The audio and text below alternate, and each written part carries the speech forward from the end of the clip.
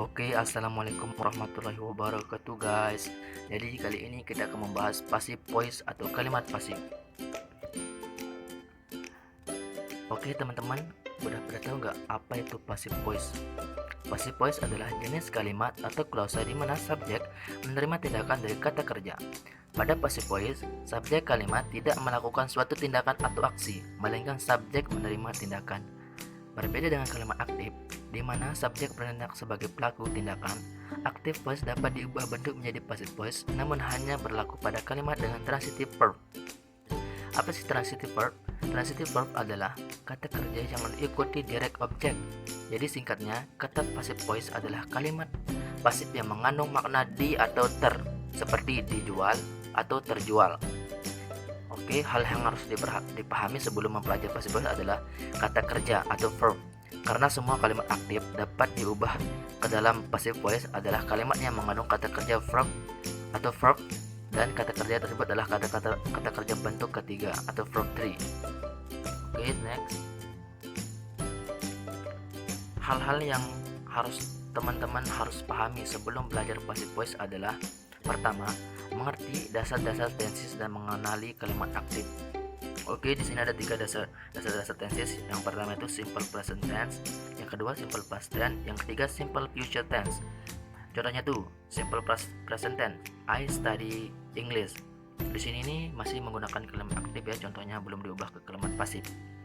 Yang kedua, I simple past tense, I studied English. Saya belajar bahasa Inggris. Kalau di simple past tense menggunakan kata kerja kedua. Terus simple future tense, I will study English. Saya akan belajar bahasa Inggris.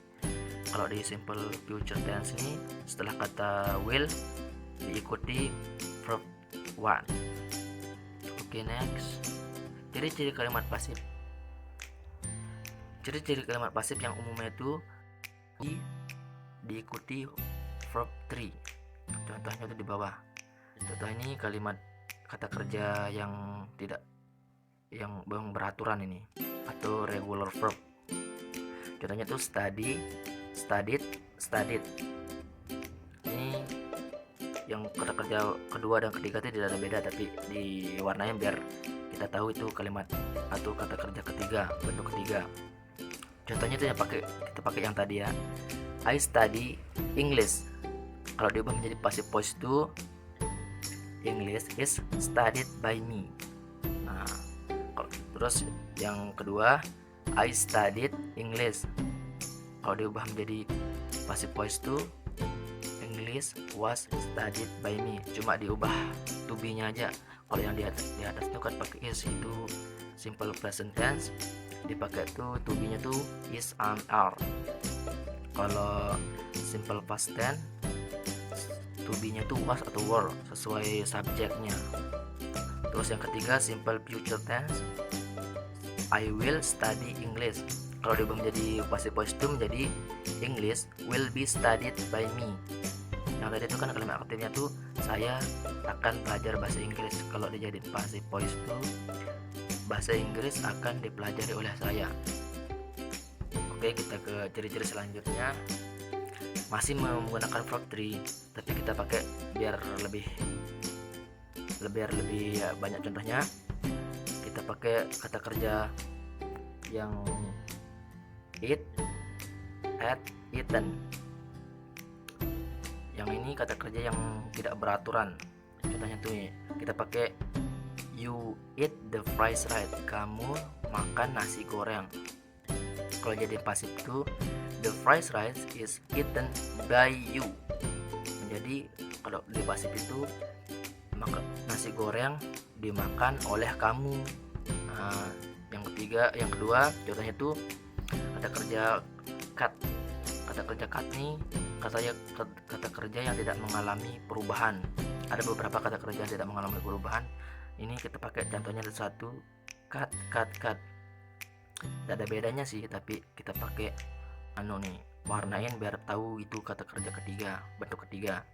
Contohnya tuh they cut the tree. Mereka potong pohon. Nah, kalau dijadiin passive voice tuh the tree is cut by them. pohon itu dipotong oleh mereka. Nah, kita ke slide selanjutnya biar lebih afdol gitu ya, biar lebih mengerti lagi. Kita pakai contoh lah, contoh passive voice yang akan lebih dijelasin.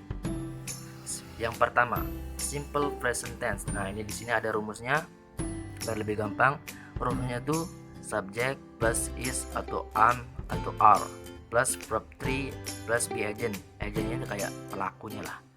Contohnya tuh Andi bring a bag, itu kalimat active voice ya. Kalau dijadiin passive voice tuh menjadi a bag is brought by Andi.